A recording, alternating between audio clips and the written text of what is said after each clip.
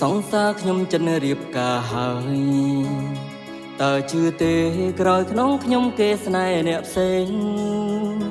គេថែមទាំង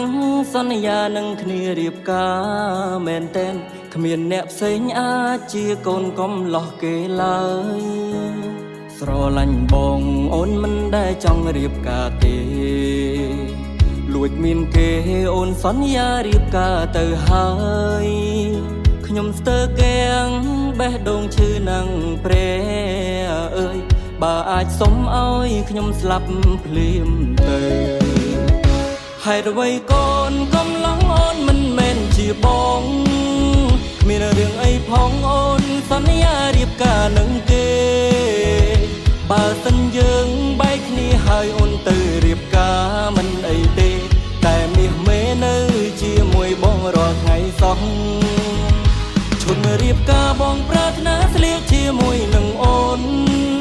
ថ្ងៃនេះឮស្ងួនប្រាប់ទៅគេថាគេគឺជាម្ចាស់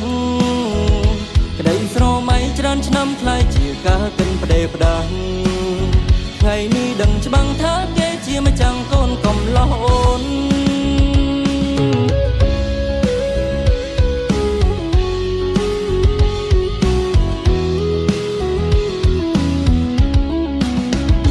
ស្រឡាញ់បងអូនមិនដែលចង់រៀបការទេលួចមានគេអូនសន្យារៀបការទៅហើយខ្ញុំស្ទើរគាំងបេះដូងឈឺនឹងព្រះអើយបើអាចសុំឲ្យខ្ញុំស្លាប់ភ្លាមទៅហេតុអ្វីកូនកំឡុងអូនមិនមែនជាបងមានរឿងអីផងអូនសន្យារៀបការនឹងគេបើសិនយើងបែកគ្នាហើយអូនទៅរៀបការមិនអីទេតែមាសមេនៅជាមួយបងរាល់ថ្ងៃសោះឈុនរៀបការបងប្រាថ្នាស្លៀកជាមួយនឹងអូនថ្ងៃនេះឮស្ងួនប្រាប់ទៅគេថាគេគឺជាម្ចាស់ក្តីស្រមៃច្រើនឆ្នាំខ្លាយជាការកិនផ្ដេផ្ដាស់ថ្ងៃនេះដឹងច្បាំងថាគេជាម្ចាស់កូនកំលោះអូន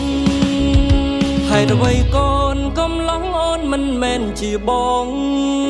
គ្មានរឿងអីផងអូនសន្យារៀបការនឹងគេបើសិនយើងបែកគ្នាហើយអូនទៅរៀបការមិនអីទេតែមាសមេនៅជាមួយបងរាល់ថ្ងៃសោះឈុនរៀបការបងប្រាថ្នាស្លៀកជាមួយនឹងអូនថ្ងៃនេះឮស្ងួនប្រាប់ទៅគេថាគេគឺជាម្ចាស់ក្តីស្រមៃច្រើនឆ្នាំខ្លាយជាការកិនផ្ដេផ្ដាស់ថ្ងៃនេះដឹងច្បាំងថាគេជាម្ចាស់កូនកំលោះអូនក្តីស្រមៃច្រើនឆ្នាំខ្លាយជាការកិនផ្ដេផ្ដាស់ថ្ងៃនេះដឹងច្បាំងថាគេជាម្ចាស់កូនកំលោះអូ